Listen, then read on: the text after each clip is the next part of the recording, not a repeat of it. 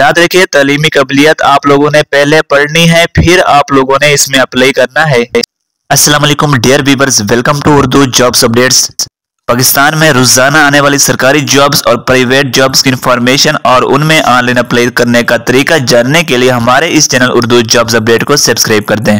Dear subscriber, Pakistan air force में 2024 की बहुत बड़ी भर्ती आ चुकी है, जिसमें ऑनलाइन अप्लाई करने की लास्ट डेट 14 जनवरी 2024 है। इसमें एरो ट्रेडर्स, PF&DI, इसके अलावा सिक्योरिटी, MTD और सपोर्ट मैन की असामियां आ चुकी हैं, जिसमें पूरे पाकिस्तान से आप लोग अप्लाई कर सकते हैं।